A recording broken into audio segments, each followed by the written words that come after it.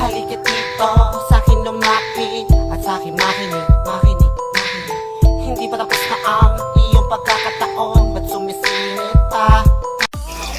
So yon guys, ito na pala yung ano natin, kamansi. Ito nga pala siya pag nabalatan na medyo nangingitim. Ganun naman talagang kamansi. So hiwain na natin guys. So yan guys, yun na, hiwa na. Ready to to cook. Lagyan natin ng sibuyas sa loya. Ito nga pala guys yung gagamitin nating panghalo, yung ito yung hipon. Dito yan sa amin, may ganyan.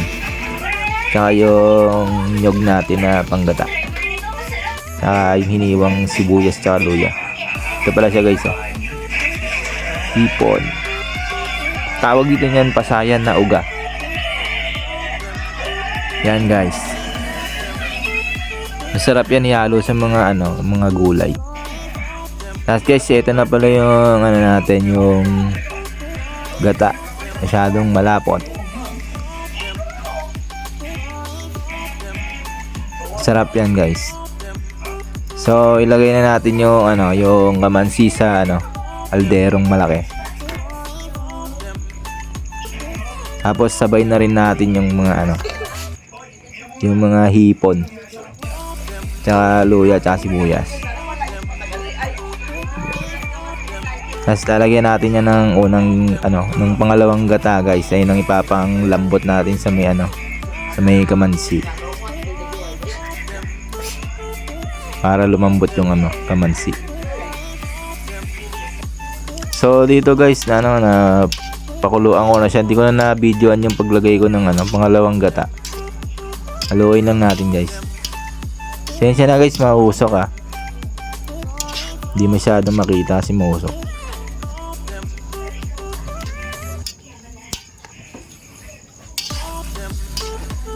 Haluin lang natin. Pag medyo malambot na guys, pwede nang ilagay yung yung unang gata.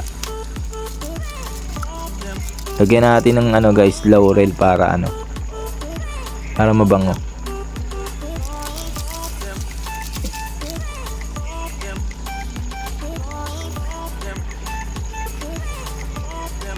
Okay. Lagay na natin yung unang gata guys. Para para suabe. Malapot na siya.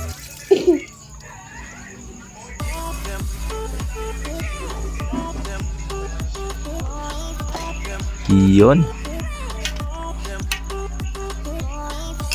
Luoy natin guys. Mekos.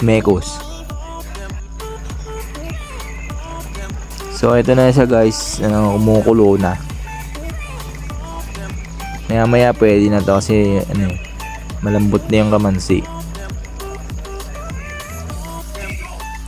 At ayun na nga guys, ito na pala siya. Siyempre may kasamang pipino yan. Tara guys, kain tayo guys. Thank you for watching. Bye bye.